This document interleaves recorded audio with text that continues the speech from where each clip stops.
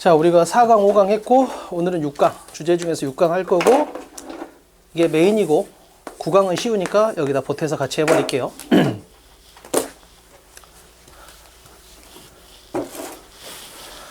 자, 결국은 기본 판서만 먼저 정리하면 자, 지식 자체가 없어서 안 읽어지면 C야. 숙제를 잘해와야 돼. 읽어는 지는데 답이 안 보이면 B야. 너무 해석 위주로 접근하고 있는 거지. 해석이 되면 넘어가고 해석이 안 되면 세게 읽으면서 매력적인 오답에 다 걸려버리고. A는 기출코드하고 유형별풀이라는 센서가 엄청 예민하게 숙달된 상태. 따라서 지식도 있고 방식도 좋은 상태지.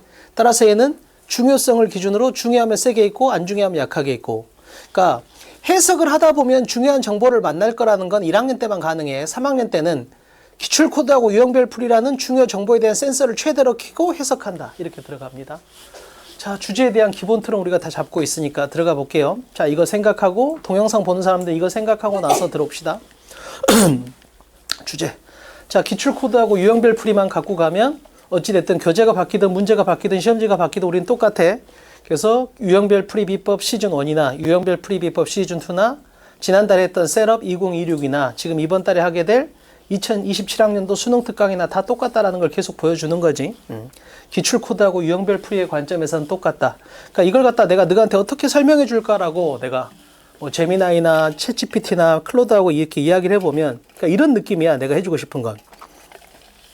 그러니까 실제로 달라 보이지만 화장을 지우면 똑같잖아. 그러니까 이런 좀 본질적인 걸 봐보자는 거지. 뭔지 알겠지? 그래서 그 느낌을 가져봐.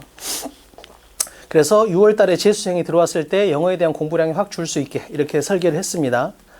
그래서 이제 내가 증명하는 거야. 그냥 똑같다라는 걸. 됐지? 자, 수능은 세 가지로 나누면 듣기 시간에 쉬운 걸 풀어가지고 50점을 확보하고 주제 찾기로 40점을 맞는 거지. 그럼 1등급이야. 단, 주제에서 어려운 문제를 틀릴 수 있으니까 순서가 10점 기다려주고 있다. 이렇게 생각하면 될 것 같아. 세 덩어리로. 자, 지금 우리가 하게 될 부분은 23번. 그러니까 잘 봐봐. 옛날에 상대평가 때 그때는 1등급 컷이 100점까지 나왔거든. 하나로 틀리면 2등급이야. 그럴 때는 빈칸하고 ABC별 문장 삽입 이런 게 엄청 중요했거든. 지금도 중요하지. 근데 절대평가에서는 실제로는 여기가 더 중요해졌어. 이 구간이. 주제 구간 돌파가. 특히 23번도 예전에는 23번이 정답률이 거의 이렇게 20번. 제일 쉬운 거. 이게 정답률 뭐 거의 95%. 22번. 얘가 한 75%? 아니, 얘는 거의 85%에서 90% 나왔지, 얘도. 한 85%? 90% 이 정도 나왔지. 자, 23번이 한 70%. 24번이 뭐 한 50%, 60% 뭐 이 정도 나왔거든. 그냥 21번만 어려웠어. 21번이 한 30% 이 정도 정답률이 나왔거든. 그러니까 21번 여기 별표가 돼 있잖아. 근데 최근에 23번하고 24번이 엄청 어려워졌어. 그래서 23번 같은 경우 금년에가 48%, 작년에 51%, 그 전에는 42%. 거의 20% 이상 떨어졌다고 여기가. 알겠지? 그래서 실제로 주제 구간을 쉽게 생각했던 애들이 여기서 엄청 무너졌으니까 이거에 대해서 우리가 조금 더 경각심을 가져야 될 것 같아. 가장 많이 난이도가 올라간 구간이야. 주제 구간이.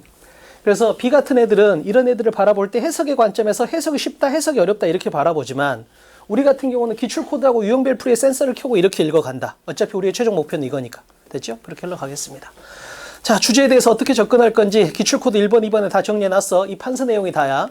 자, 글의 전개 방식은 예시 인용 아니면 역접 대조다. 이 딱 두 개만 생각해도 엄청 편해져. 그래서 기출코드 1번에 예시 인용 아니면 역접 대조로 진행이 된다는 거 보여줬고, 자, 선택지에서는 공통 단어와 특징 단어 세게 있고 지문에서는 첫 주형 거 세게 읽어야 돼. 기출코드 2번에서 다 정리된 상태. 됐지? 자, 그럼 이제 우리가 주제 구간을 돌파해야 되는데 주제 구간을 돌파할 때 머릿속에 이것만 들고 있으면 남들보다 훨씬 더 유리한 상태. 그러니까 내가 해줄 수 있는 건 잘 봐. 난이도가 최상이 있고 상이 있고 중이 있고 하가 있을 때 그러니까 최상을 하로 바꾸고 이런 건 절대 못해 내가. 근데 내가 해줄 수 있는 건 뭐야? 최상을 상으로 바꾸고 상을 중으로 바꾸고 한 칸씩은 내가 내려줄 수 있다고. 뭔지 알겠지? 그래서 기출코드하고 유형별풀이만 갖고 가면 적어도 남들보다 훨씬 쉽게 문제에 접근할 수 있다. 이걸 선생님이 계속 증명을 해볼게요. 자, 그럼 기출코드 1번, 2번 요것만 들고 들어가는 거야. 자, 그럼 이제 우리의 머릿속은 똑같아졌어. 너그 머릿속에도 이게 들어가 있고 내 머릿속에도 이게 들어가 있어. 그럼 어떻게 이제 비교하는 거지. 이제 알겠지? 그러니까 비교를 하기 위해서는 기본적으로 도구가 동일해져야 돼. 동일한 도구로, 동일한 이론으로 동일한 문제를 푸는데 과정이 다르다. 그걸 찾는 거지. 됐지? 자, 생각을 하는 게 우리 수업의 목표야. 그래서 기출 코드하고 유형별 풀이를 다 넣어줬잖아. 너는 이제 끄집어내는 연습만 하는 거야. 그래서 1교시 때 많이 생각하고, 그럼 2교시 때는 저절로 비교가 될 거고, 비교의 결과 선생님하고 비교했을 때 불일치가 발견될 거고, 이걸 집중학습해서 줄이자. 됐지? 그래서 시험장에 들어갔을 때 선생님하고 똑같은 안목으로 들어갈 수 있게 만들어준다. 이렇게 생각하면 될 것 같아. 자, 됐죠? 그리고 내신 관련해서는 다시 한번 말하는데, 내신은 자기 전략이 사람마다 다 다를 거 아니야. 그래서 자기가 시작 시점을 결정해서 알려주면 돼. 그럼 그거에 맞춰 도와줄 테니까. 됐지? 그리고 지금 우리가 하고 있는 수특 영어는 현재 교재로는 수능 대비를 하는 거고, 내신 대비 자료는 별도로 만들어서 줄 거야. 그래서 자료를 많이 받는 게 중요한 게 아니고, 나한테 맞는 개별화된 핵심 자료만 딱 받아간다. 이렇게 계획을 짭시다. 그래서 내신에 관련돼서는 본인의 입시 전략에 맞춰서 나한테 알려주면 그거에 맞춰서 개인별 클리닉으로 진행을 해줄게. 자, 들어갑니다. 공통 단어.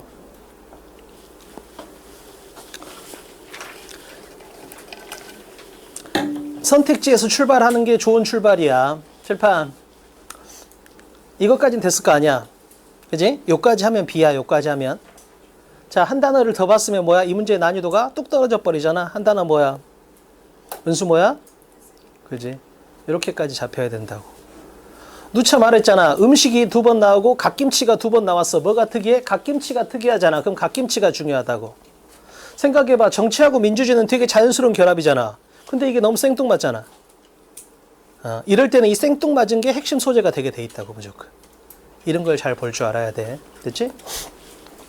그래서 별거 아니지만 계속 누차 말하지만 그냥 그대로 가는 거야. 선택지에 있는 공통 단어를 이용해서 먼저 소재를 잡는다. 이게 너무 중요한 출발이야. 됐지? 반드시 좋은 출발을 갖다 이렇게 진행했는지 점검. 자, 들어갑니다. 자, 처음 보는 지문이라고 느껴지는 건 왜 그래? 해석을 해서 그래. 계속 말하겠지만, 그러니까 내가 지문을 바라봤는데 나 이 지문 본 것 같아. 이 느낌이 나야 돼. 그게 우리의 최종 목표야. 나 이 지문 본 것 같아. 자, 이거 처음 본 거 맞잖아. 수능 특강을 본 사람은 아무도 없으니까 나도 처음 봤어. 하지만 내가 기출코드하고 유형별 풀이의 센서를 딱 켜고 바라보면, 잘 봐. 무조건 글을 읽을 때 예시인용 아니면 역접 대조로 읽기로 했잖아. 그럼 이렇게 보여야 돼. 역접이다, 예시 계열이다, 예시 계열이다, 역접이다, 예시 계열이다. 이렇게 되는 거라고. 그러니까 잘 봐봐. 아무것도 아니야. 그냥 지문에서 얘들이 보이는 순간 문제 난이도가 절반 이하로 떨어진다고 생각하면 된다고. 이렇게 바라보면. 근데 선생님, 칠판 봐. 어떻게 이게 이렇게 보이나요? 이건 결과잖아. 이게 최종 목표잖아. 근데 이게 왜 돼? 우리가 기출코드 6번에서 그러나를 외우고 있잖아. 그러나가 나오면 앞뒤에 대칭성을 만들고 뒤로 읽기로 세게 읽기로 약속했잖아. 그 다음에 7-2번에서 배웠잖아. 예시의 계열들. 앞에 주제가 있고 뒤에 주제가 있는데 앞에가 어렵고 추상적이니까 미안해, 쉽고 명확하게 한 번 더 말해줄게 할 때 나오는 대표 선수가 예시. 근데 예시 친구들이 있다고. 누구야? 콜론, 세미콜론, 대시, 임팩트, 인디드, 환원까지를 딱 잡고 있으면 된다고. 근데 이게 너무 좋잖아. 이해를 해봐. 출제자가 이 지문을 만들 수밖에 없어. 왜 그래? 잘 봐. 출제자의 목표는 A는 맞고 B는 틀려야 돼. 근데 B는 어떻게 풀어? 해석이 잘 되면 넘어가고 해석이 안 되면 거기를 갖다 세게 읽잖아. 그럼 B는 어떻게 돼? 여기에 머물게 된다고. 그렇잖아. 왜? 너무 내용이 와닿지가 않으니까.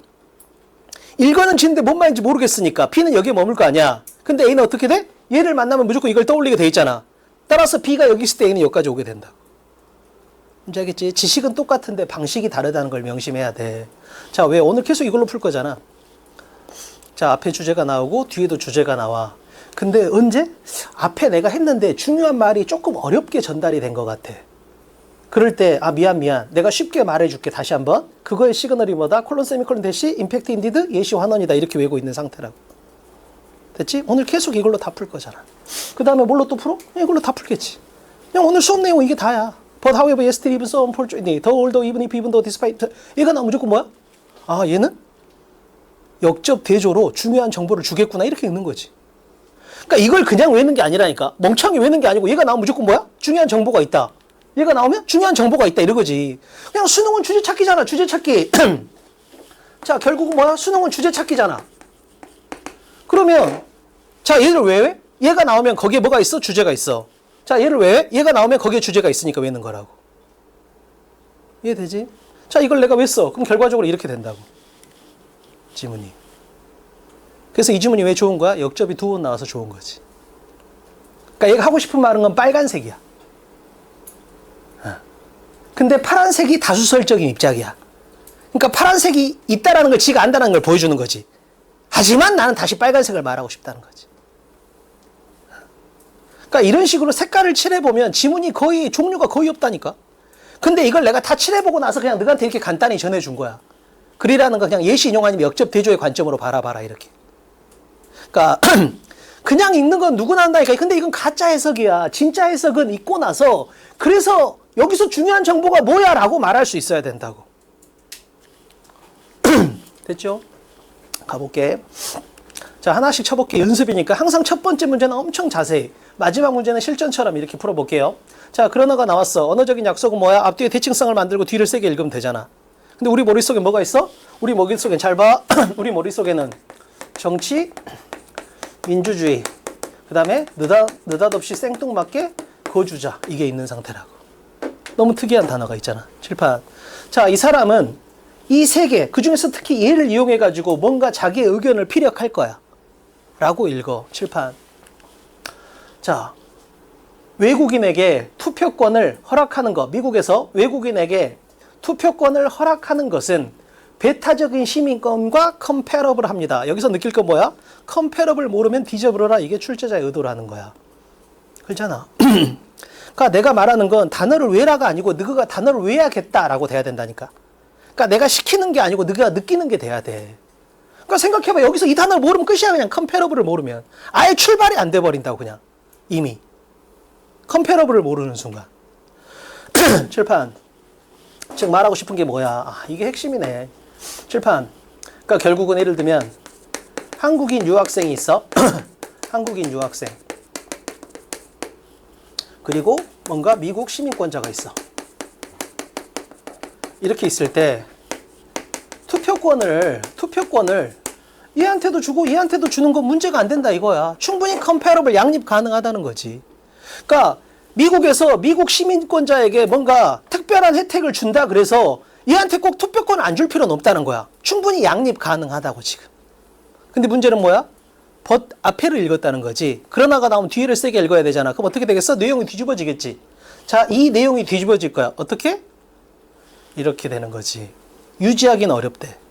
잘 봐. 우리는 어디를 세게 읽어야 돼? 거주자를 세게 읽어야 돼. 그 뭐야? 시민권자가 아니고 얘를 세게 읽어야 되는 거잖아. 즉 얘는 그대로야. 근데 뭐야? 얘를 갖다 안 줘야 되나?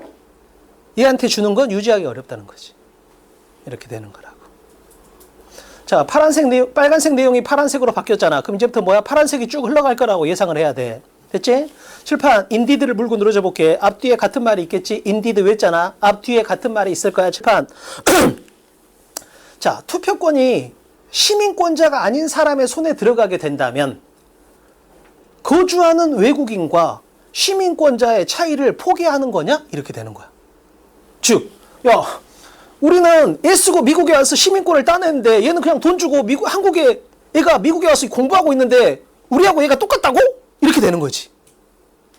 안 된단 말이잖아, 지금. 그렇잖아. 유지하기 어렵다 했으니까. 칠판. 인디드가 있으니까 같은 맥락으로 이해해야 되겠지. 자, 지칭어 플러스 명사가 나왔어. 어떻게 읽어야 돼? 앞에 있는 내용을 받는다. 이렇게 읽어야 돼.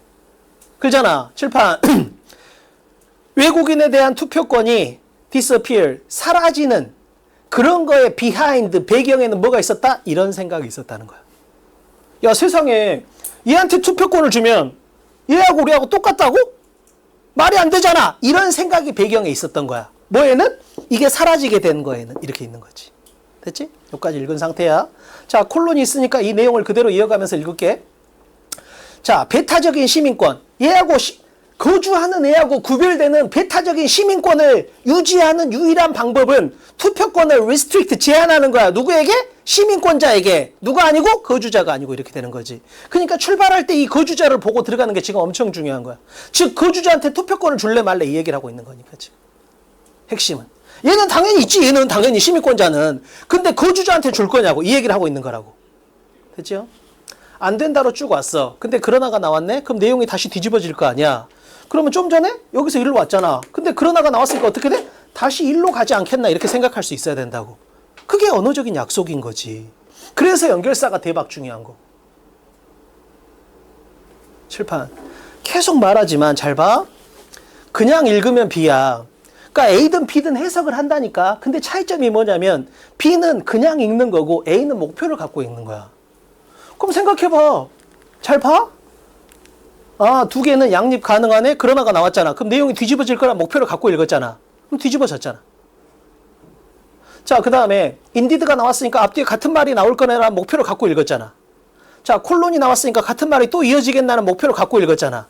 자, 그러나가 나왔으니까 내용이 뒤집어지겠나라고 읽는 거야. 그럼 다시 어떻게 돼? 유학생에게 투표권을 다시 주는 쪽으로 흘러가는 거 아닐까라고 생각해 봐야 돼. 자, 이러한 차별, 즉 뭔 말이야? 얘는 주고 얘는 안 주는 디스팅션이 받는 건 시민권자는 투표권을 주고 거주하는 유학생에게는 안 주는 이러한 차별을 지지하는 민주주의는 없다. 이렇게 되는 거지.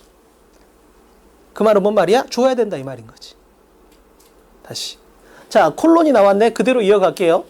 자, 여기서도 갑자기 법률은 이렇게 읽으면 안 돼. 당연히 뭐야? 투표권을 갖다 줄지 말지에 관련된 법을 말한다. 이렇게 읽어낼 수 있어야 된다고. 자, 법이라는 건 의무 표현까지 나왔네. 만들어져야 됩니다. 누구에 의해서? 모든 사람들에 의해서. 후. 어떤 사람이냐면 take part in, 참여하는 모든 사람에 의해서 만들어져야 된대. 그러면 참여가 중요한데 어떤 사람이 참여하는지 여부를 결정하는 건 뭐다? 거주 여부다. 이렇게 되는 거지. 즉, 법이라는 건 그 지역에 참여하는 사람이면 당연히 그 사람의 의견이 반영이 돼야 돼. 근데 참여하는지 여부는 누가 결정한다? 거주 여부가 결정한다. 그잖아. 즉, 거주하는 사람은 투표권을 줘야 된다라고 읽어낼 수 있어야 된다. 맥락상. 됐죠? 칠판. 그럼 우리가 예상했던 건 뭐야? 정치, 민주, 거주자야. 즉, 민주주의는 거주자도 차별하지 않는다. 이 얘기를 하고 있는 거잖아, 지금. 그잖아. 민주주의라는 건 거주자를 차별하지 않는다. 이 얘기를 하고 있는 거라고. 그 내용을 담고 있는 게 몇 번이야? 2번이 되겠네. 그러니까 이 문제 같은 경우는 출발할 때 레지던트를 보고 간 애가 엄청 유리했던 문제. 왜? 너무 생뚱맞잖아. 정치하고 민주주의는 너무 자연스러운 카테고리야. 근데 거주자가 너무 생뚱맞잖아. 그지? 그럼 출발할 때 핵심 소재를 이미 보고 들어가는 거지. 됐죠? 칠판. 자, 1번에서 복습해야 될 건 뭐다? 이 느낌을 갖다 바라볼 수 있었어야 된다고. 이 느낌을. 근데 이게 왜 가능해? 그냥 글을 읽을 때 예시 인용 아니면 역접되죠. 즉 기출코드 6번, 7번이 숙달되어 있는 애들이 이 그림이 바로 보이게 돼 있다고. 근데 모든 문제가 다 똑같아. 벗어날 수가 없다니까. 말했잖아. 45문제 중에서 40문제가 아예 똑같이 나온다니까. 정말로. 나머지 5개에서 1개, 2개 맞으면 1등급이야. 자, 2번 들어갈게요. 칠판. 자, 마찬가지야. 선택지를 바라봐. 뭐 예술에 관련된 얘기가 나오겠구나 정도는 예상할 수 있겠지? 선생님 이건 1번보다 크게 도움이 안 되는 거 아닌가요? 근데 모르잖아. 그냥 그대로 하라고. 선택지를 보기 전까지는 도움이 될지 안 될지를 모르잖아. 그냥 무조건 똑같이 하라고 그냥. 이랬다 저랬다 하면 안 돼. 칠판 들어갑니다. 자, 처음 보는 지문이라고 느껴지면 B야. 그냥 해석을 한 거지. 단어 150개를 열심히 읽은 거야. 근데 기출코드하고 유형별 파 생각해봐. 좀 전에 어떻게 읽었어? 아, 역접, 예시계열, 예시계열, 역접, 예시계열 이렇게 읽었잖아. 그럼 여기를 바라볼 때도 어떻게 돼? 하나, 둘, 셋, 빵 이렇게 되는 거지. 말했잖아. 예시는 언제 준다? 앞에가 내용이 어려울 때 준다. 선생님 근데 여기 포 이그샘플이 안 보이는데요? 이렇게 말하면 미친놈이지. 칠판. 기출코드 7번에서 배웠어. 컨시더가 특정성을 만나면 뭐하고 똑같다? 예시하고 똑같다. 자, 여기서 뭐라 했어? 야, 길거리에 버려져 있는 음료수 캔이 있다고 생각해보자 이렇게 했잖아. 그럼 뭐야? 특정한 물건 또는 특정 상황 이렇게 바라볼 수 있는 거지. 그잖아. 도시 거리에 음료수 캔이 하나 버려져 있어. 이런 경우를 생각해보재. 그럼 특정 물건 또는 특정 상황에다 받아낼 수 있는 거지. 따라서 여기가 어려운 건 너무 당연한 거지. 그러니까 예시가 나왔겠지. 이제 알겠지? 출판. 점검할게요. 예시가 나올 땐 항상 4개를 체크해야 돼. 앞에 주제가 있는지, 뒤에 주제가 있는지, 두 개는 똑같은지. 따라서 앞에가 해석이 안 되거나 앞에 빈칸이 있어도 아무 문제 안 돼. 왜? 어차피 뒤에 똑같은 말이 나올 거니까 이렇게 되는 거지. 단, 이렇게 되면 A도 맞고 B도 맞으니까 B를 틀리게 하기 위해서 예시를 생략한다. 그래도 알 수 있다. 왜? 특정성 이렇게 받아내는 거라고. 제발. for example하고 for instance는 생략될 수 있지만 얘는 생략될 수가 없어. 이렇게 항상 써먹을 수 있는 도구를 연습해라고. 항상 써먹을 수 있는 도구. 얘는 있다 없다 걸잖아. 얘는 뭐 항상 있잖아. 그럼 얘를 기준점으로 보는 게 맞지. 됐지? 제발 과정에서 편하려 하지 말고 결과에서 편하기 위해서 노력을 해야 돼. 칠판 갑니다. 자, 그러면 뭐 쫄 필요 하나도 없지. 여기서 예시가 나올 거고 그 내용이 이거하고 똑같을 거니까. 자, 우린 주제만 찾으면 되겠네. 근데 아까 말했잖아. 최근에는 뭐다? 예시하고 역접의 결합형이 많이 나오잖아. 여기 뭐가 나왔어? 그러나가 나왔잖아. 이렇게 되는 거지. 그냥 문제가 다 똑같아. 문장 7개, 8개로 주제를 전달하기 위해서는 방식이 너무 제한적이라는 걸 꼭 기억해야 돼. 칠판. 자, 그럼 우리는 뭐야? 그러나가 나왔으니까 대칭성만 만들면 끝이잖아. 칠판. 자, 음료수 캔이 만약 길거리에 있으면 우리는 그걸 쓰레기라고 생각할 거야. 근데 만약에 갤러리, 미술관에 있다면 그것의 의미를 엄청 다른 방식으로 해석할 거야. 그래 놓고 임팩트를 통해서 한 번 더 구체화한 거지. 다르게. 이것도 애들이 해석을 못할 것 같은 거야. 그래서 자, 다시 한번 쉽게 말해볼게. 이 다르게라는 게 뭐야? 예술 작품의 형태로서 이해를 할 거라고. 쓰레기가 아니고. 그러면 자, 그러나를 통해서 보여주고 있는 건 뭐야? 똑같은 음료수 캔인데 걔가 길거리에 있으면 우리는 쓰레기라고 해석하고 걔가 미술관에 있으면 우리는 그걸 예술 작품이라고 해석한다 이거잖아. 그잖아. 그 내용을 그대로 갖다가 박은 게 뭐야? 5번인 거지. 그것이 어디에 위치하고 있는지에 따라서 물건의 해석이 다양해진다 이렇게 되는 거니까. 그리고 지난 시간에 배웠던 rely on의 친구인 depend on이 나왔다까지가 복습으로서 효과를 볼 수 있는 부분. 됐죠?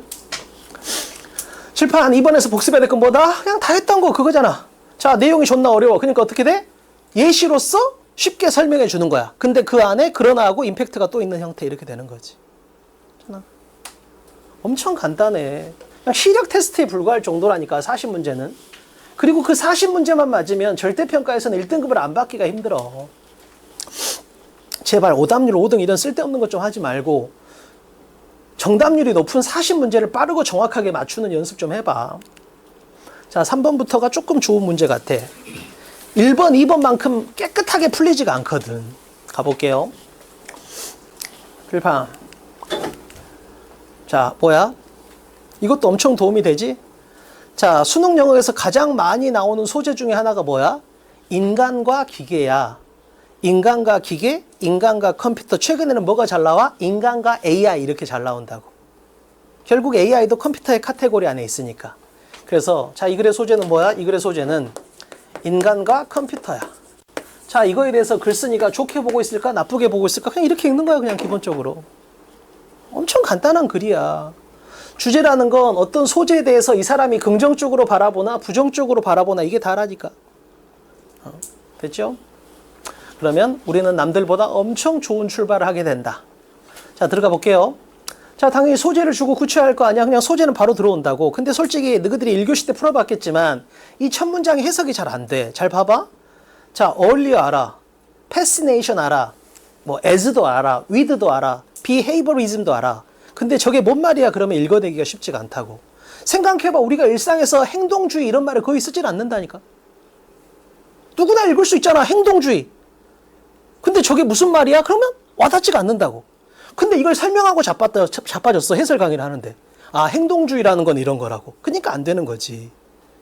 배경 지식이 없는 상태에서 풀어내야 된다니까. 칠판. 잘 봐. 그러니까 솔직히 이 세 줄이 정확하게 읽은 애를 내가 거의 못 봤어. 근데 그건 왜 그래? 그냥 막연한 해석을 시도해서 근다니까. 아니, 우리의 목표는 확실하잖아. 인간과 컴퓨터의 관계를 긍정적으로 보냐 부정적으로 보냐 이렇게 읽어야 돼. 자, 한 단어 뭐가 들어와? 눈에. 한 단어. 채연이 뭐가 들어와? 한 단어. 동현이 뭐가 들어와? 태정이 한 단어. 은수. 찬영이? 죽일 거야. 준수? 그렇지, 칠판. 아니, 당연히 리미티드가 들어와야지. 너무 대표적인 부정적인 가치 판단 단어잖아. 한계가 있대. 야, 해석으로 푸는 건 한계가 있어. 부정적인 평가를 노골적으로 한 거잖아. 이 사람은 인간과 컴퓨터의 관계를 부정적으로 보는 거야. 즉, 인간의 마인드에 대한, 인간의 마음의 작용에 대한 모델로서 컴퓨터에게 의존하는 거, 뭔 말인지 모르겠어. 읽어지지도 않아. 단어를 다 아는 것 같지만. 하여튼간 그건 나쁘대. 컴퓨터에 대해 의존하는 거. 그러니까 인간의 마음의 작용의 어떤 모델로서 컴퓨터에 의존하는 건 한계가 있대. 근데 나는 반대야. 요즘 나 같은 경우는 누구한테 카톡을 보내거나 선생님들한테 뭔가 업무 지시를 할 때 제미나이나 GPT한테 그냥 넣어서 거의 물어보거든. 그래서 이 표현을 조금 더 좀 뭐랄까 친절하게 다듬어줘 이런 걸 많이 한다고. 혹시라도 이 말투가 아다르고 어다르고 이런 게 있으니까. 그러니까 나는 엄청나게 한계가 없다고 보는 쪽이야, 요즘 나는. 근데 이 사람은 뭐야? 그렇게 보고 있는 거지. 그러니까 인간의 마음의 작용을 작용에 대한 모델로서 컴퓨터에게 의존하는 건 한계가 있대. 나쁘게 보고 있는 거야. 칠판. 자, 다시 봐. 글이라는 건 계속 같은 방향으로 흘러가는 예시인용이 있고 반대 방향으로 뒤집는 역접 대조가 있고 혼합형이 있다고. 최근은 혼합형이 엄청 많이 나오는 상태고. 칠판. 자, 그러면 지금 현재는 뭐야? 아, 우리가 인간의 마음을 바라볼 때 컴퓨터의 관점에서 바라보는 건 한계가 있다 이런 말을 하는 거야. 자, 그러면 같은 방향으로 가나 뒤집히나 이렇게 읽는 거지. 근데 보니까 뭐야? 플로우, 흠결이 있대. 역시 뭐야? 같은 방향으로 가고 있는 거지, 부정적으로. 자, 여기서 마인드는 휴먼 마인드일 거 아니야. 어찌됐든 인간의 마음을 그냥 컴퓨터의 관점으로 그렇게 비유하고 이런 건 흠결이 있다는 거야. 근데 이 느낌을 어디서 봤어? 5강 1번에서 봤어.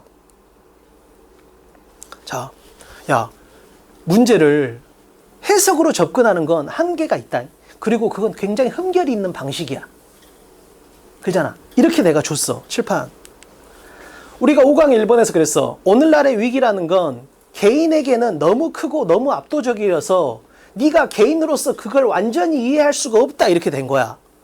즉, 문제점을 주면 같은 방향으로 가는 비판으로 마무리를 짓든지 반대 방향으로 가면서 해결책을 주든지 이렇게 된다고. 근데 그때 이 문제는 어떻게 됐어? 마이너스를 쭉 주다가 갑자기 여기서 뭐야? 야, 근데 네가 엄청나게 큰 요즘 위기는 개인이 극복할 수 없는 엄청 큰 위기야. 압도적인 위기야. 근데 네가 그럴 때 어떻게 하면 좋아? 네가 통제할 수 있는 거 안에서 바라보는 게 굉장히 도움이 되라고 해결책을 주는 거지. 그때 너무 압도되지 말고 놀라지 말고 네가 통제할 수 있는 거 안에서 먼저 바라보려고 노력해라는 답을 준 거였어. 칠판. 여기서도 마찬가지야. 네가 자꾸 인간의 마인드를 컴퓨터의 관점에서 바라보는 건 한계가 있고 흠결이 있어. 이렇게 문제 지적을 했잖아. 그럼 해결책이 나오지 않을까라고 생각할 수 있어야 된다는 거지. 자, 그럼 여기서 해결책을 보여주는 게 뭐야? 어떤 단어야? 즉, 인간의 마음을 자꾸 컴퓨터한테 물어보는 거야. 이건 한계가 있대. 자, 그럼 이제 해결책이 나오지 않을까라고 생각했어. 단어 2개를 말해봐. 해결책이 나왔어. 단어 2개. 스펠링 4개짜리하고 2개짜리야. 뭐야? 출제자의 의도를 생각하면서 대답을 해봐. 단어 2개야. 뭐야? 칠판 봐봐. 칠판. 말했잖아. 문제점을 지적한 다음에 같은 방향으로 가면 비판으로 마무리하는 거고 반대 방향으로 가면 해결책을 주는 거라 했잖아. 그럼 내가 질문을 좀만 바꿔볼게. 해결책이 아니고 여기서 반대 방향의 느낌을 주는 단어 2개. 반대 방향의 느낌을 주는 단어 2개. 야, 네가 인간의 마음을 이해하는데 자꾸 컴퓨터한테 의존하는 건 한계가 있고 흠결이 있어. 칠판. 턴2가 보였어야 돼. 턴2. 그래서 어떤 사람도 이제 뭐야, 이쪽 기계를 바라보는 게 아니고 인류학의 관점에서 이해하기 시작한 거야. 돌아서서 방향을. 그래서 몇몇 사람들은 이거에 대한 문제의식을 가지고 어떻게 한 거야? 문화 인류학의 관점으로 바라보기 시작한 거야. 인간에 대한 이해를. 컴퓨터의 관점으로는 한계가 있으니까 이걸 돌린 거지. 아, 문화 인류학의 관점에서 한번 인간의 본성을 이해해 볼까? 뭐 이렇게 생각을 한 거지. 그리고 다른 사람들은 누구를 포함한 거야? 브루노를 포함한 다른 사람들은 아까 여기서 메타포하고 똑같은 게 analogy야. 그러니까 컴퓨터에 대한 관점으로 바라보는 거. 그 다음에 머신 모델이 뭐하고 똑같아? 아까 나왔던 컴퓨터 모델하고 똑같겠지. 이런 기계 모델의 관점에서 바라보는 건 한계가 있어. 그래서 어떻게 한 거야? back to. 다시 돌아간 거야. 어디로? 인간의 본성에 강조하는 쪽으로 이렇게 된 거지. 그래서 컴퓨터한테 의존하다가 어떤 사람은 이쪽으로 돌아섰어. 인류학의 관점으로. 어떤 사람은 아예 원래 처음으로 돌아갔어. 인간의 본성을 강조하는 방점으로 이렇게 된 거지. 그럼 여기서 턴2하고 백2가 방향을 바꿨다라는 걸 보여주고 있는 느낌이라고. 자, 그럼 어떻게 됐어야 돼? 칠판. 컴퓨터라는 건 한계가 있잖아. 그지? 인간의 마음을 컴퓨터의 관점에서 이해하는 건 한계가 있잖아. 그지? 여기 먼저 있어야 돼. 한계가 있다라는 거. 그래서 몇몇 사람들은 그지? 뭔가 인류학의 관점으로 돌아섰고, 자, 몇몇 사람들은 뭔가 인간의 본성에 초점을 맞추는 쪽으로 돌아선 거야. 칠판. 그럼 뭐가 필요해? 요거 하나 있어야 되고 요거 하나 있어야 되잖아. 그잖아. 주제라는 건. 인간을 컴퓨터 모델의 관점에서 바라보는 건 한계가 있다 이런 내용과 그래서 대안을 생각했다. 요 두 개를 담아낸 건데 문제는 뭐냐면 애들이 자꾸 물어보는 게 선생님 이 한계 얘기가 없어요 이렇게 말하는 거야. 한계. 분명히 컴퓨터 모델 그잖아. 컴퓨터 모델 그 다음에 머신 모델 이거에 대한 한계가 나와야 되는데 한계가 안 나온다는 거야. 한계가 어디 있어? 선택지에. 비안드가 리밋을 나타내는 거야. 생각해봐. 컴퓨터 모델의 한계가 있잖아. 그렇잖아. 그러니까 어떻게 돼? 비안드 그 한계를 넘어야 된다는 거지. 그 부족함을. 따라서 이 비안드가 뭘 나타내는 거야? 컴퓨터 모델은 한계가 있음을 갖다 보여주는 재진술에 가까운 거라고. 그렇잖아. 컴퓨터 모델을 넘어서는 뛰어넘는 이 말이잖아. 그 말은 전형적으로 뭐야? 이 컴퓨터 모델이 한계가 있음을 전제로 하는 표현이 된다고. 그리고 대안적인 관점들, some하고 others를 묶어서 이걸 대안적인 관점들로 바라본 거지. 그렇죠? 칠판. 그래서 여기서 지금 이 비안드가 나타내는 게 리밋을 받아내는 거라는 거 기억해야 돼. 한계가 있으니까 그걸 뛰어넘어야 될 거 아니야. 자, 3번에서 바라봐야 될 건 뭐다? 지문의 초반부에서 문제 제기가 나오면 해결책으로 돌아설 수 있다는 걸 꼭 좀 생각을 해봐. 뭔지 알겠지? 상당히 잘 나오는 방향이니까. 자, 4번까지 하고 6강 마무리 짓고 이제 9강으로 넘어갈게요. 자, 마지막 문제니까 이건 최대한 실전처럼 풀어볼게. 칠판. 내가 봤을 때 이 문제가 괜찮았다고 생각하는 게 B를 틀리겠다는 의도가 엄청 좋은 문제야. 그러니까 B는 내가 항상 바라보면 정확한 해석과 확실한 정답을 목표로 접근하는 것 같아. 이러면 절대 3학년 시험을 못 버텨. 그냥 5개 중에 그나마 가장 적절한 선택지를 목표로 접근하면 생각 밖으로 쉽게 풀린다는 걸 꼭 명심해야 돼. 그러니까 디폴트가 잘게. 생각해봐. 기대가 높으니까 자꾸 힘든 거라니까. 기대를 낮추는 연습을 평소 해야 돼. 그러니까 뭐냐면 확실한 정답이 보이는 게 아니야. 그냥 오답을 지우고 나면 그나마 제일 괜찮은 애가 보여. 그걸 우리는 소거법이라 하는데 이게 B 같은 애들은 소거법으로 풀어라 그러면 엄청 찜찜해 한다고. 근데 이게 시험이라는 걸 이해를 해야 돼. 말했잖아. 다음 중에서 빨강색을 고르시오야. 근데 답이 뭐야? 주황색이야. 그럼 주황색은 빨강색이 아니잖아. 근데 왜 주황색이 답이야? 나머지 4개가 검정색이니까. 그걸 이해를 해야 된다고. 그게 시험인 거야. 뭔지 알겠지?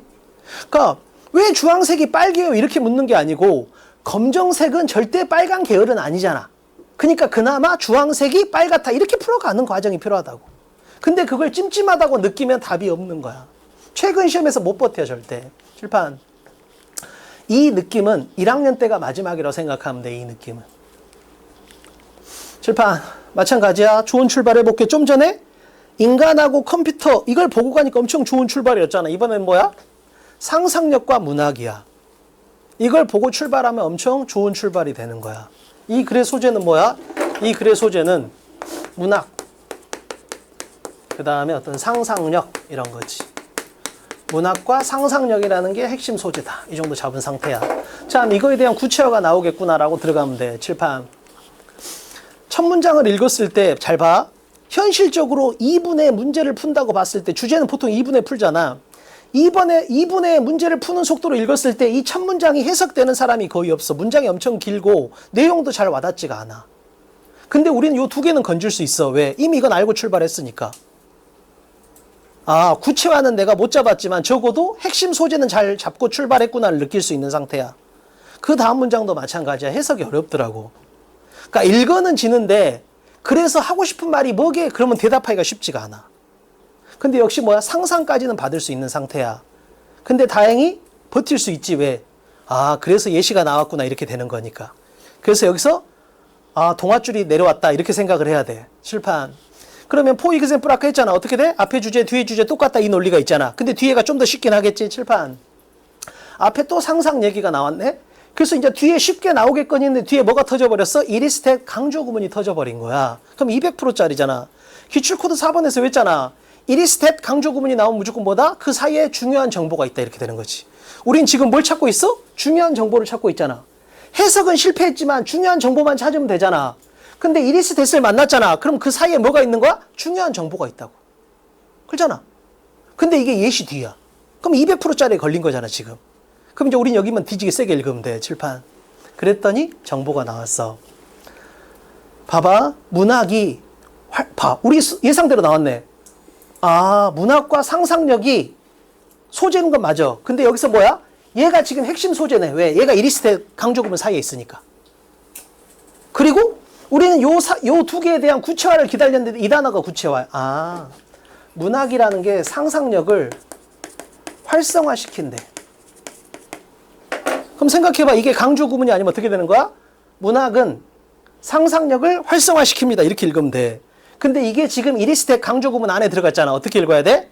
문학이 활성화시키는 건 바로 상상력입니다. 이렇게 되는 거라고. 따라서 우리는 여기서 중요한 정보를 만난 거야. 왜? 예시 뒷문장이면서 이리스텍 강조구문이 걸렸잖아. 중요한 정보를 만났잖아. 그럼 무조건 뭐야? 선택지를 바라봐야 돼. 그럼 여기서 거의 해결이 돼버려. 해볼게. 우선 1번, 2번은 바로 탈락이야. 왜? 상상력이 없잖아. 이건 누가 봐도 빼박 상상력의 핵심 소재라는 건 확실하잖아. 이리스텍 강조구문에 있으니까. 따라서 1번, 2번은 바로 탈락이야. 그럼 3, 4, 5번에서 이제 우리가 답을 골라야 되는데 잘 봐봐. 지금 우리한테 준 정보는 뭐야? 문학이라는 건 활성화시킵니다. 무엇을? 바로 상상력을 이렇게 말했다고. 그러면 요 두 개는 이미 있는 거고 이게 지금 구체화된 정보거든? 근데 이게 재진술이 걸렸어. 문학은 상상력을 만들어낸다 이거잖아. 문학에 의해서 부여된 상상력 이렇게 되는 거라고. 그럼 여기서 이 granted by가 실제로는 이거하고 똑같은 의미를 하고 있는 거야. 지금. 물론 이게 정확히 안 보인 사람은 어떻게 버텨야 돼? 칠판 봐. 문학에서 상상력과 현실주의, 사실주의 사이의 갈등 이런 말은 적어도 없다고. 5번. 문학을 분석함에 있어서 상상력보다는 논리가 위에 있다 이런 말도 아예 없다고. 이렇게 봐봐. 확실히 오답을 엄청 쉽게 줘버리잖아. 그렇잖아. 여기서 느껴야 될 건 뭐냐면 지문이 해석이 안 된다를 느끼면 B고 확실히 오답을 엄청 선명하게 줘버렸다고. 이건 세상 멍청이도 핵심 소재가 이건 건 느낀다고. 그럼 1번, 2번은 바로 탈락이야. 근데 사실주의와의 갈등? 논리? 이런 얘기가 없다니까 지문에 아예. 그러니까 해석이 잘 안 돼. 이 느낌이 아니야. 분명히 나는 예시 뒷문장에서 이리스텟을 통해서 중요 정보는 찾았잖아. 그럼 이걸로 버텨낼 수 있다라고 생각해야 된다는 거지. 이게 계속 나오는 방식이야. 칠판. 물론 하나 더 있어. 가볼게. 자, 그러면 우리한테 기회가 한 번 더 있지. 뭐야? 자, 역접이 나오면 뒤를 세게 읽어라. 끝문장은 세게 읽어라 했잖아. 근데 여기 어디 나왔어? 끝문장에 역접이 나와 있는 상태라고. 그럼 우리는 이 노란색을 뒤지게 세게 읽어야 돼. 그지? 근데 뭐의 관점에서? 문학과 상상력의 관점에서 세게 읽어야 된다고. 그럼 여기 뭐라고 나왔어? 문학은 상상력을 만족시킵니다. 이렇게 나온 상태라고. 그럼 계속 주고 있는 건 뭐야? 문학이라는 게 핵심 소재인, 그러니까 책을 읽으면 상상력이 만들어지고 상상력이 나타난다. 이 얘기를 계속 하고 있는 상태라고 지금. 그렇잖아. 책을 읽으면 상상력이 만들어진다. 이 얘기를 계속 하고 있는 상태야. 그러면 3번하고 5번 진짜 아예 아니잖아 지금. 적어도. 아니 난 분명히 중요한 정보를 읽었잖아. 잘 봐. 예시 뒤에서 이리스텟 강조 구문으로 읽어냈고 그 다음에 역접 뒷문장인데 끝문장이 있으니까 읽어냈어. 그러면 파란색, 빨간색, 파란색, 빨간색이 나와 있고 초록색하고 노란색이 있는 상태야. 근데 이 초록색하고 노란색이 3번, 5번을 전혀 담아내질 못한다고 지금. 그렇잖아. 아예 없는 얘기야. 그나마 4번이 있는 거지. 그나마. 단, 문학이라는 게 상상력을 만들어낸다. 문학에 의해서 부여된 상상력. 이 재진수를 못 느낀 사람은 소거법으로 푸는 거고 이 재진수를 느낀 사람은 그냥 4번이 답이다. 이렇게 풀 수 있는 상태. 칠판. 결국은 뭐야? 이런 그림이 엄청 나올 거라는 거야. 실제 시험장에 가면. 생각해봐. 이런 그림이 뜨면 어떻게 돼? B 같은 애들은 해석을 목표로 하기 때문에 해석이 안 되면 거기를 열심히 읽는다 했잖아. 그럼 B는 여기를 빠져나오지를 못한다고. 이제 알겠지? 이런 지문이 압도적으로 나올 가능성이 높아. 그래서 자기가 1교시 때 여기에 묶여 있었던 시간이 길었는지를 꼭 체크를 해봐야 돼. 오케이? 자, 여기까지 됐고. 다시 한번. 제발 소거법 이런 느낌에 익숙해지려는 노력을 조금만 해봐. 자, 9강으로 갑시다. 9강.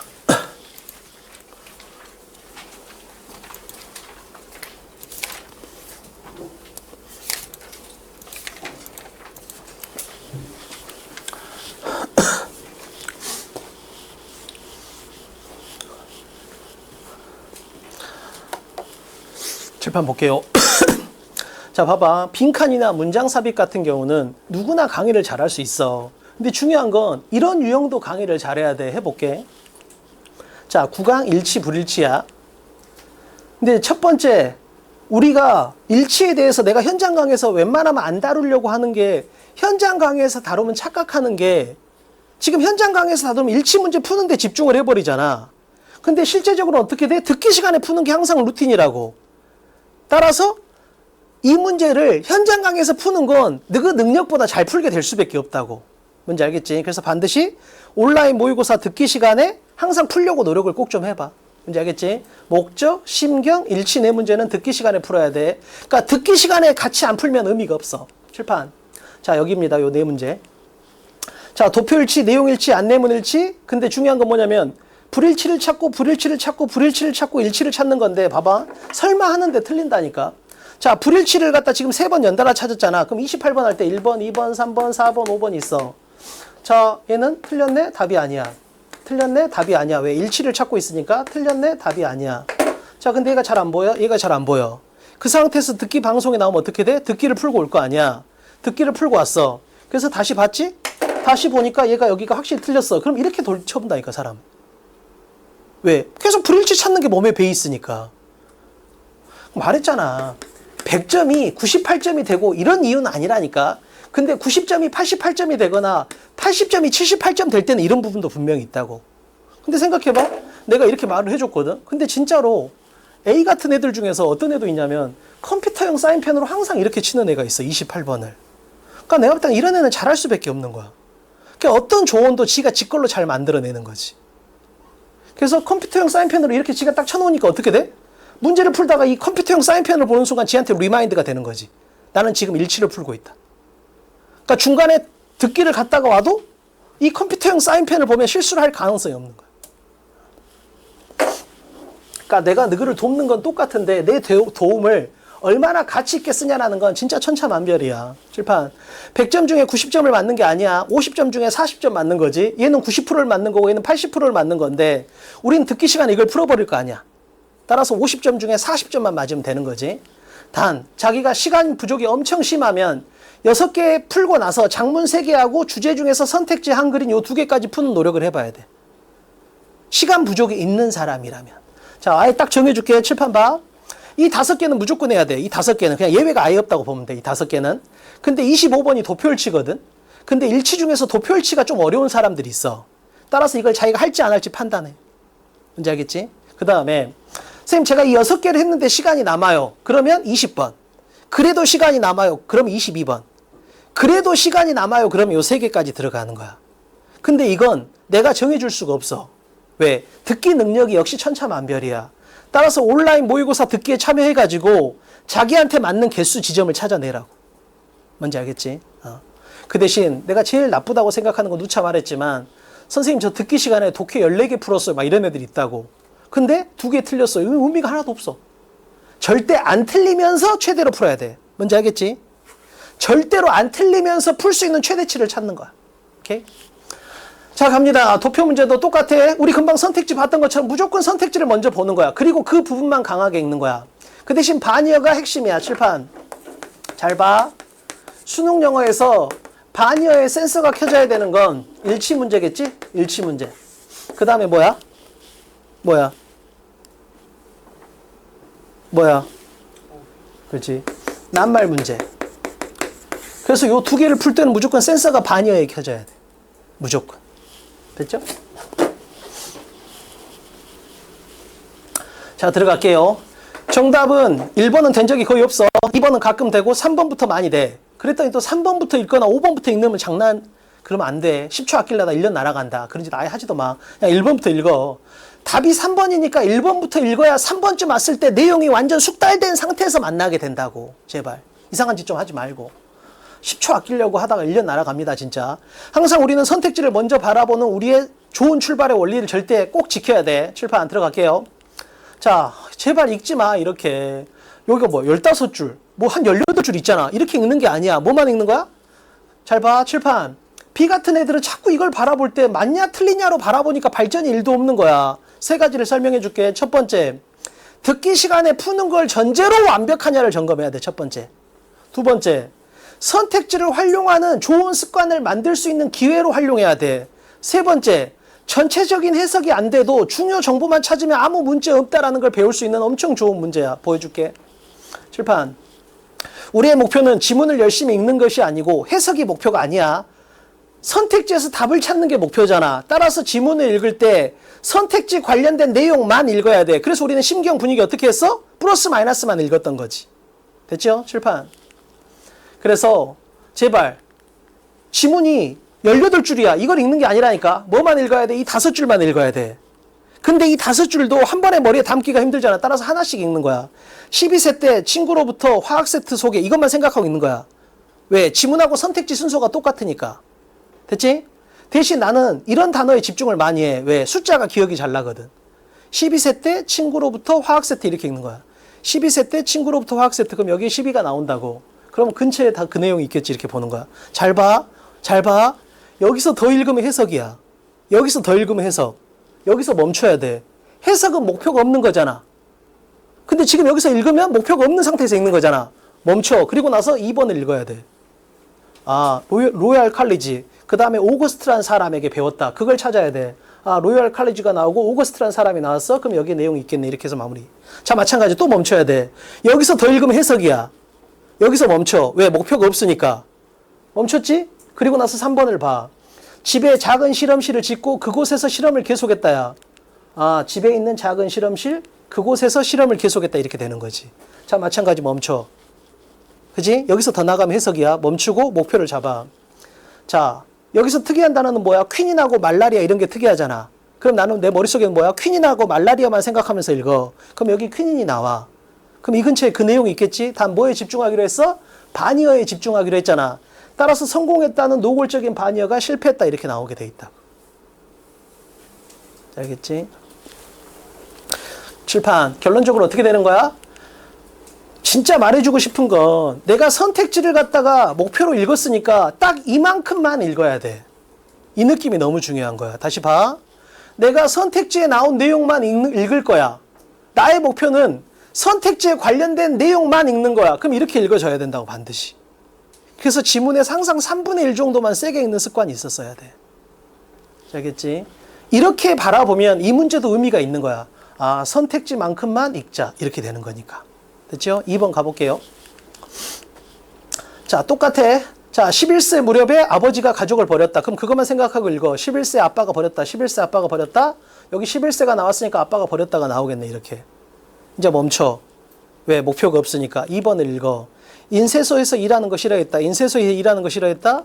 인쇄소 일하는 거 싫어했다. 이렇게 나오게 된다고. 역시 멈춰. 자, 3번 읽어. 잘 봐. 바니어에 대해서 이해를 잘해야 돼. 자, 내가 서울에 있어. 서울에 있어. 런던으로 가. 그러면 이렇게 가는 거잖아.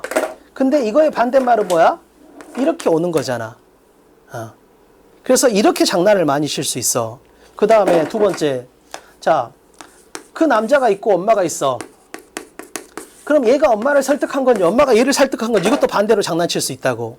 따라서 여기 뭐야? 어머니가 설득한 거잖아. 근데 여기를 보니까 뭐야? 그가 어머니를 설득했잖아. 그럼 이것도 바니어로 이해할 수 있어야 된다고. 뭔지 알겠지? 이런 것도 잘 나오니까 볼 수 있어야 돼. 됐지? 나머지는 뭐 그대로니까. 스완 에드거가 나왔네? 같은 내용이 나왔네? 통과. 자, 내셔널 갤러리가 나왔네? 여기 내셔널 갤러리가 있네? 같은 내용이 나왔네? 통과. 자, 결론적으로 나는 선택지를 목표로 읽었더니 딱 그만큼만 읽었다. 이렇게 돼야 된다고. 항상. 됐지? 자, 3번 갈게요. 칠판. 자, 마찬가지야. 선택지만 읽을 거야. 그것도 하나씩 읽을 거야. 자, 어렸을 때 가족과 함께 잉글랜드 남부로 이주했다. 근데 이런 단어가 특징이 있으니까 난 이런 단어를 주로 기억하려고 노력하는 편이야. 어렸을 때 가족과 함께 잉글랜드 남부로 이렇게 읽으면 잉글랜드 남부다? 이주했네? 이런 말이 나오겠지. 됐지? 자, 멈춰. 여기서 더 나가면 해석이야. 목표가 없으면 절대 읽지 않아야 돼. 지질학에 대한 스승의 성경적 해석에 실망하게 됐다. 이런 단어가 엄청 특이하잖아. 그런 걸 주로 머리에 밟는 거야. 아, 여기 성경적 해석이 나왔네? 지질학이 나왔네? 그럼 뭐만 나오면 돼? 스승에게 실망했다만 나오면 되잖아. 그럼 이렇게 나온 상태인 거지. 뭔지 알겠지? 자, 멈추고 3번. 이것도 좋지. 칠판 봐. 1이 있고 2가 있으면 이렇게 가냐 이렇게 가냐가 서로 반대말이 되는 거잖아. 그러잖아. 그래서 잘 봐. 바니어에 익숙한 사람이라면 이 후라는 글자에 연필 자국이 있었어야 돼. 왜? 이게 항상 함정으로 나오거든. 바니어로. 필판. 그잖아. 고전학 박사를 취득한 후에 법학을 한 거잖아. 그럼 이게 반대잖아. 그래서 이게 뭘로 돼야 돼? 전으로 바뀌어야 된다고. 이제 알겠지? 1하고 2의 순서를 장난쳐 버릴 수 있다고. 오케이? 이런 거. 전과 후 이런 것도 엄청 바니어로 잘 나오니까. 그러면 마무리 됐고. 아빠의 재정적 지원으로 계속 연구했다. 그 다음에 내용까지 그대로 나왔고. 자, 똑같아. 내가 선택지만 세게 읽을 거야 라는 목표를 가지고 가면 그대로 읽을 수 있다. 됐지? 항상 3분의 1만 읽자. 자, 4번하고 마무리 지을게요. 자, 마찬가지야. 의사 아빠, 간호사 엄마 태어났다. 태어났다, 의사 아빠, 간호사 엄마 이렇게 된 거잖아. 멈춰. 자, 2번. 유대인 친구들 차별, 영향. 유대인 친구들 직면한 차별, 영향. 그대로 나왔잖아. 그러니까 내가 바라는 건 목표 없는 해석을 하는 게 아니고 내 목표가 있는지만 점검한다. 이런 느낌이 돼야 돼. 가능하면. 40문제만큼은. 뭔지 알겠지? 3번. 나는 솔직히 여기서 중이라는 글자에 연필 자국을 남겼어. 2차 세계대전 중. 그랬으니까 뭐야? 전이나 후로 장난칠 가능성이 높거든. 이런 단어들이. 그런데 여기 듀링이 나와서 통과가 되는 거지. 듀링이 나와서 통과. 칠판 4번.